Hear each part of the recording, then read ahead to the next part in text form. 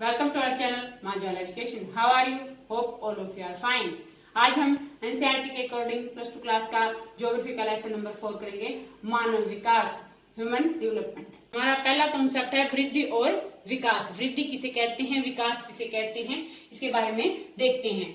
हम अपने आसपास जितनी भी वस्तुएं देखते हैं या नहीं देखते, उनका बोध करते हैं, उन सब में एक बात तो निश्चित होती है कि वे सब जो है बढ़ती चली जाते हैं, विकसित होती चली जाती है। चाहे मनुष्य हो, पेड़ पौधे हो, कला हो, जीव जंतु हो, विकास हो, विचार हो, संबंध हो, नगर हो या राष्ट्र हो, हर चीज जो है वो विकसित होती चली जाती है। वृद्धि और विकास को कई लोग जो है पर्यायवाची समझते हैं, लेकिन इनमें अंतर है। सिर्फ दोनों एक बात दोनों में एक जैसी है कि दोनों जो है परिवर्तन दिखाते हैं। अब देखते हैं वृद्धि क्या है और विकास क्या है। वृद्धि जो है वो मात्रात्मक होती है, अर्थात मात्रा के बारे में बताती है कि कितनी मात्रा में कोई भी चीज बढ़ गई है। और विकास जो होता है वो गुणात्मक होता है, इसमें गुणों का विकास होता है, गुणों के बारे में बताता है। वृद्धि मूल्य निरपेक्ष होती है, वृद्धि का मूल्य लगाया जा सकता है। ये अगर वृद्धि घटती चली जाती है तो उसे हम ऋणात्मक कहेंगे, और अगर बढ़ती चली जाती है तो हम उसे सकारात्मक वृद्धि कहेंगे। इसी प्रकार विकास जो है तब होता है जब वृद्धि की गुणवत्ता में सकारात्मक परिवर्तन होता है। वृद्धि अगर सकारात्मक गुणवत्ता वाली होगी तभी वो परिवर्तन जो है वो विकास कहलाएगा। एग्जाम्पल से देखते हैं, किसी नगर की जनसंख्या 5 लाख से 10 लाख हो जाए तो इसे हम क्या कहेंगे, वृद्धि कहेंगे, क्योंकि वो 5 लाख से बढ़कर 10 लाख हो गई है। अब इसी नगर का विकास कैसे होगा? नगर में आवास, पेयजल, ऊर्जा, परिवहन, शिक्षा, चिकित्सा और सुरक्षा जैसी जो मूलभूत सुविधाएं हैं, अगर उनमें पहले से वृद्धि हुई है तो उसे विकास कहेंगे। अगर वृद्धि नहीं होती तो विकासहीन वृद्धि से कहा जाएगा। अगर स्पष्ट है कि वृद्धि के साथ साथ विकास हो, ये जरूरी नहीं है। वृद्धि तो होती है, लेकिन ये जरूरी नहीं है कि वृद्धि के साथ विकास भी हो रहा है। विकास केवल तभी होगा जब किसी वस्तु, किसी व्यक्ति के अंदर गुणों की जो है अधिकता होगी, गुणवत्ता जो है बढ़ेगी। कॉन्सेप्ट ऑफ ह्यूमन डेवलपमेंट है। मानव विकास की जो अवधारणा ना समय के साथ बदलती चली जाती है। लंबे समय तक किसी देश के विकास के स्तर को आर्थिक वृद्धि और पूंजी के पैमाने से नापा जाता रहा है। जिसके पास अधिक पूंजी होगी वो जो है विकसित देशों में कहलाएगा, विकसित देशों में उसकी गिनती होगी, और जिनके पास जो है पूंजी या अर्थव्यवस्था जो है अल्प होगी वो अल्प विकसित देश कहलाएगा।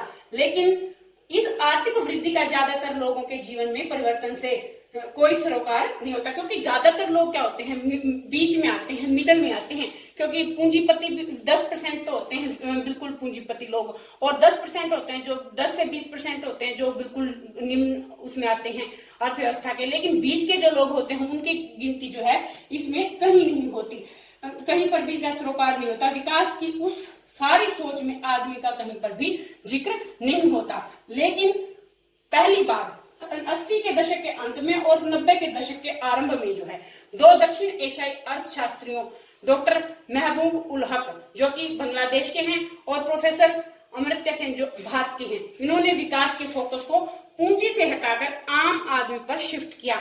अर्थात पूंजी के द्वारा जो है किसी भी देश के विकास को नहीं मापा जा सकता, बल्कि व्यक्ति जो है, आदमी जो है कहाँ पर स्टैंड करता है, उनकी जिंदगी कितनी सबल है, उसके ऊपर इन्होंने फोकस करवाया है। डॉक्टर हक ने विकास की कल्पना जो है एक ऐसे विकास के रूप में की जिसका संबंध लोगों के विकल्पों अर्थात चॉइसेस में बढ़ोतरी से है, ताकि वे आत्मसम्मान के साथ दीर्घ जीवन जी सकें। अर्थात लोगों के पास जीवन जीने के लिए विकल्प होने चाहिए, उनके पास शिक्षा के, अपनी अर्थव्यवस्था को सुधारने के, हर चीज के लिए उनके पास चॉइस होनी चाहिए। अगर व्यक्ति के पास चॉइस होगी तो अपने जो है अपनी तरक्की खुद कर लेगा। इसलिए इन्होंने जो है मानव की चॉइसेस, विकल्पों की बढ़ोतरी पर जोर दिया। इसके बाद प्रोफेसर अमर्त्य सेन जो है, इन्होंने विकास का मुख्य ध्येय जो है, मुख्य उद्देश्य जो है किसे माना, स्वतंत्रता को, कि स्वतंत्रता में अगर विकास वृद्धि होगी ना तो विकास को लाने वाला सबसे प्रभावशाली जो उपाय है क्या है, स्वतंत्रता। अगर स्वतंत्र रूप से किसी भी व्यक्ति की वृद्धि होगी तो उसका वहां पर विकास जो है बड़े प्रभावशाली तरीके से आ सकता है। अर्थात सभी को अपनी शिक्षा प्राप्त करने का, अपने आय के साधनों की वृद्धि करने के लिए वो स्वतंत्र होनी चाहिए। ये दोनों जो अर्थशास्त्री हैं, इन्होंने विकास की होने वाली जो चर्चा है उसको केंद्र में लाने में ये सफल हुए। ये विकल्प स्थिर नहीं है, क्योंकि जो है आवश्यकता और हालातों के मुताबिक जो है ये परिवर्तनशील होते चले जाते हैं। पहले जो है किस बात को माना जाता था, डेवलपमेंट अवधारणा जो है किसे माना जाता था, पूंजी को माना जाता था। लेकिन अब के समय में 80 से 90 के दशक के अंदर जो है व्यक्ति को जो है प्राथमिकता दी गई कि व्यक्ति को स्वतंत्रता होनी चाहिए, उसके पास विकल्प होने चाहिए ताकि वो अपने जीवन को सफल बना सके। देखते हैं मानव विकास जो है ना, इसका मूल उद्देश्य क्या है। मानव विकास का मूल उद्देश्य ऐसी परिस्थितियां उत्पन्न करना है, ऐसी सिचुएशन क्रिएट करना है जिनमें लोग सार्थक जीवन व्यतीत कर सके। सार्थक जीवन क्या होता है? सार्थक जीवन से तात्पर्य है आय और संपत्ति के विस्तार या लंबा जीवन जीने से नहीं है, जीवन का कोई उद्देश्य या उपयोगिता भी होनी चाहिए। कहने का भाव यह है कि केवल पास में पैसे हो जाना या जीवन का जो है हम लंबे समय तक जिंदगी जिए, यही सिर्फ एक अच्छा जीवन, सार्थक जीवन नहीं है। हमारे जीवन के अंदर जो है कोई उद्देश्य, कोई एम होना चाहिए और कोई उपयोगिता होनी चाहिए जिसकी वजह से हम जीवन जी रहे हैं। इसका अर्थ है कि लोग स्वस्थ हों, अपनी बुद्धि और विवेक का विकास करते हुए परिश्रम के बल पर समाज में प्रतियोगिता करें और अपने उद्देश्यों की पूर्ति करने में वो स्वतंत्र हो। अर्थात लोग स्वस्थ हों, अर्थात वो जो है तंदुरुस्त हों, हष्ट पुष्ट हों और अपनी बुद्धि और विवेक का विकास कर सकें और अपने परिश्रम, अपनी मेहनत के बल पर समाज के अंदर जो है वो कंपटीशन करें और उन कंपटीशन की जो एम है उनको अचीव करें और इन सब को करने में वो स्वतंत्र हो। ये जो है मानव विकास का मुख्य उद्देश्य है। 1990 की मानव रिपोर्ट के अनुसार मानव विकास जो है, ये डेफिनेशन है इसकी आप लोगों को अच्छे से करनी है। एक डेफिनेशन तो हमेशा लिखनी होती है मानव विकास के बारे में। तो मानव विकास जो है मनुष्य की आकांक्षाओं एवं उन्हें उपलब्ध जीवन यापन की जो सुविधाएं हैं उनके स्तर को विकसित करने की प्रक्रिया है। कहने का भाव यह है कि जो कुछ भी उन्हें सुविधाएं मिली है जीवन यापन करने के लिए, उन सुविधाओं को विकसित करना और मनुष्य की जो आकांक्षाएं उन्हें पूर्ण करना, यही मानव विकास का मुख्य उद्देश्य है। इस रिपोर्ट के अनुसार मानव विकास के 3 सर्वाधिक महत्वपूर्ण पक्ष सामने आते हैं। कौन कौन से होते हैं? दीर्घ एवं स्वस्थ जीवन यापन। हमारा जीवन जो है स्वस्थ हो, हम बीमारियों से लड़ने की क्षमता रखते हो, हमारे पास हमारी पॉकेट इतनी तो हो कि भी हम अपने आप को स्वस्थ रखने में और अपने जीवन को लंबे समय तक, मतलब कि अपने जीवन प्रत्याशा को लंबे समय तक जीने में समर्थ हो। दूसरे नंबर पर आता है शिक्षा व ज्ञान प्राप्त कर पाना। हम इतने सामर्थ्यवान हो कि हम अपनी शिक्षा, हम अपने एजुकेशन जो भी अचीव करना चाहते हैं उसे प्राप्त करें, ज्ञान प्राप्त करें और अपने ज्ञान से जो है मानवता की सेवा करें, मानवता के लिए काम करें। तीसरे नंबर पर आता है एक विशिष्ट जीवन जीने के लिए पर्याप्त साधनों का होना भी जरूरी है। अगर हमें शिष्ट जीवन जीना, अच्छा जीवन जीना है तो जो भी पर्याप्त साधन है, जो साधन जिंदगी जीने के लिए जरूरी होते हैं वो हमारे पास जरूर होने चाहिए। ये तीनों पक्ष जो है मानव विकास के केंद्र बिंदु हैं। इनके मापन के लिए उपयुक्त सूचकों का जो है विकास किया गया है। मानव विकास के उद्देश्य जो है लोगों के जीवन की गुणवत्ता में सुधार लाना और यह संसाधनों के उपयोग के लिए मनुष्यों के काम करने के तरीके और उनकी क्षमताओं में उन्नति की क्रिया है। मानव विकास की सारी सोच जो है वो 4 स्तंभों पर है, इसलिए 4 पिलर्स ऑफ ह्यूमन डेवलपमेंट देखते हैं कौन कौन से हैं। समता, इक्विटी। समता क्या होती है? समता का आशय ऐसी व्यवस्था से है जो प्रत्येक व्यक्ति को उपलब्ध संसाधनों पर समान पहुंच दे सके। लोगों को उपलब्ध अवसर धर्म, नस्ल, जाति, लिंग, जन्म स्थान या आय के भेदभाव के विचार के बिना समान होने चाहिए। भारत के संविधान में अनुच्छेद 14 से लेकर 18 तक के जो है ना अंतर्गत सभी लोगों को समानता के मूल अधिकार प्रदान किए गए। इसके बावजूद भी लगभग प्रत्येक समाज में भेदभाव की घटनाएं जो हैं वो देखने को मिलती हैं। दूसरे नंबर पर आता है सतत पोषणीयता, जिसे सस्टेनेबिलिटी कहते हैं। सस्टेनेबिलिटी क्या होता है? यहाँ सतत पोषणीयता का अर्थ जो होता है ना, लोगों के विकास के अवसर में मिलने वाले जो भी साधन है ना उनके लिए सतत पोषण विकास, मतलब कि पूरा विकास करना ताकि पीढ़ी दर पीढ़ी उनको समान रूप से अवसर मिल सके। अतः यह जरूरी है कि हम पर्यावरणीय, वित्तीय और मानव संसाधन को आने वाली पीढ़ियों के लिए जो है बचा कर रखें। इसको इतनी ध्यान से, मतलब ये संसाधन जो है बड़े बहुमूल्य होते हैं, इनका दुरुपयोग ना करें, इनको संरक्षित रखें अपनी आने वाली पीढ़ियों के लिए। इसके बाद आता है उत्पादकता, प्रोडक्टिविटी। उत्पादकता, यहाँ उत्पादकता से तात्पर्य मानव श्रम उत्पादकता से है। मानव के काम करने के तरीकों को बेहतरीन बनाकर और उनमें क्षमताओं का निर्माण करके उत्पादकता में निरंतर वृद्धि की जा सकती है। स्वस्थ शरीर से युक्त जो मनुष्य होते हैं ना, वो एक अच्छा धन कमाने योग्य होते हैं और राष्ट्र को वास्तविक रूप से वो राष्ट्र का विकास करने वाले होते हैं। इसके बाद आता है सशक्तिकरण, एम्पावरमेंट। इसका अर्थ होता है कि व्यक्तियों को विकल्प चुनने की ताकत होनी चाहिए व्यक्ति के अंदर। यह ताकत जो स्वतंत्रता, क्षमता और उत्पादकता तीनों गुणों को बढ़ाती है, क्योंकि अगर व्यक्ति में सशक्तिकरण होगा, अगर व्यक्ति सशक्त होगा तो उसके अंदर काम करने की क्षमता, स्वतंत्रता और उत्पादन की जो शक्ति है वो बहुत ही तेज हो जाएगी और वो मानव विकास के लिए जरूरी भी है। और सामाजिक और आर्थिक दृष्टि से पिछड़े वर्गों के जो लोग होते हैं, विशेषकर महिलाओं को सशक्तिकरण की जरूरत बहुत ही ज्यादा है।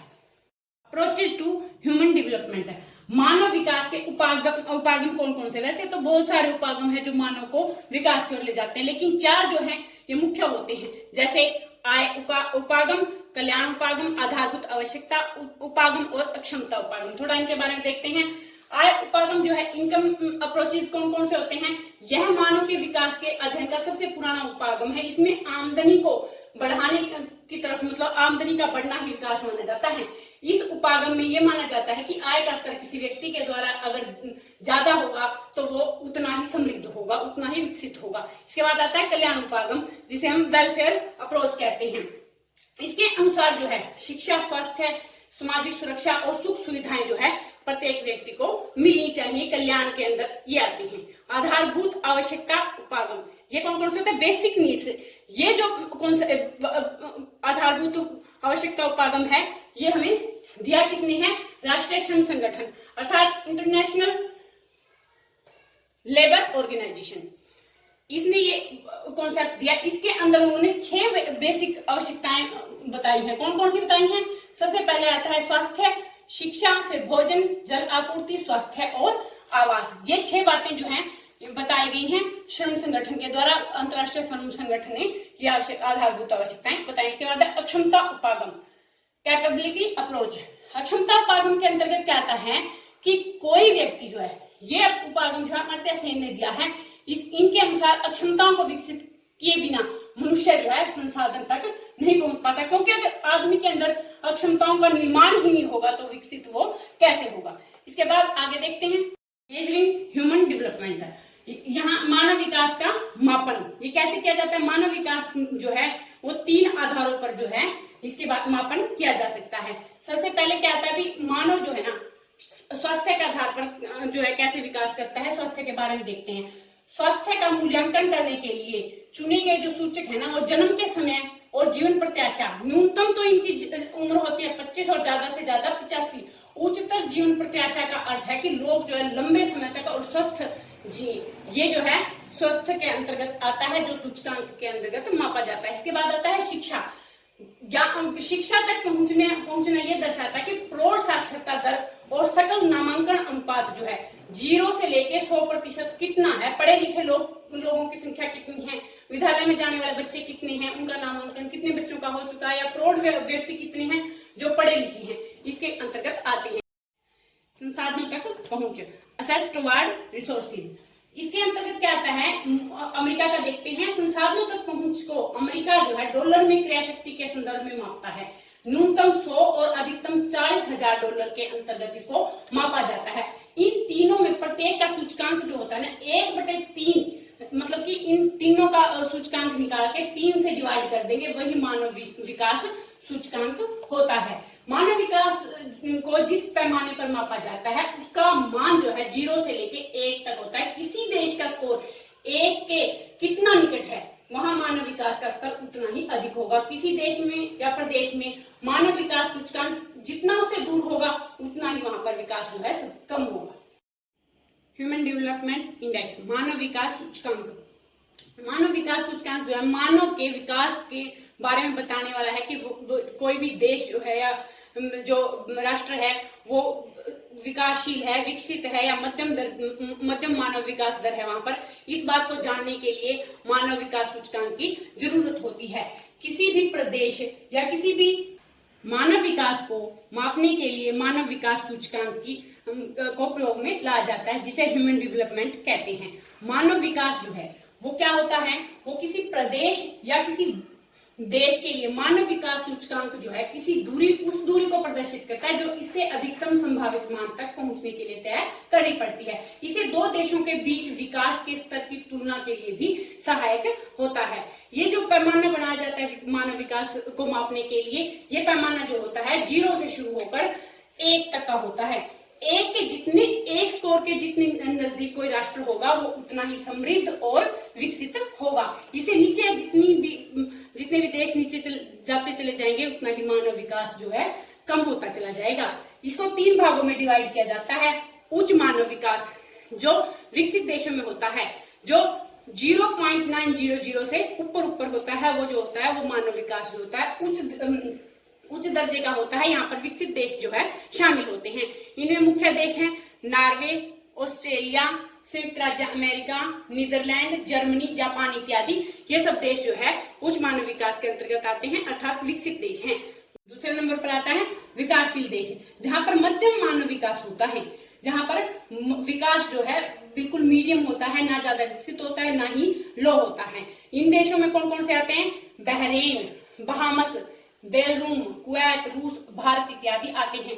जो 0.500 से ऊपर जो होते हैं वो देश जो है इसके अंतर्गत आते हैं। तीसरे नंबर पर आता है निम्न मानव विकास, ऐसे देश जहां पर मानव विकास की जो दर है वो बिल्कुल कम होती है, जैसे वरुंडी, गिनी, चाड इत्यादि ये देश इसके अंतर्गत आते हैं। देखते हैं वर्ष 2012 में अर्जित मानव विकास स्कोर के आधार पर विश्व के जिन 187 देशों का क्रम बनाया गया उन्हें 3 समूहों में वर्गीकृत किया गया।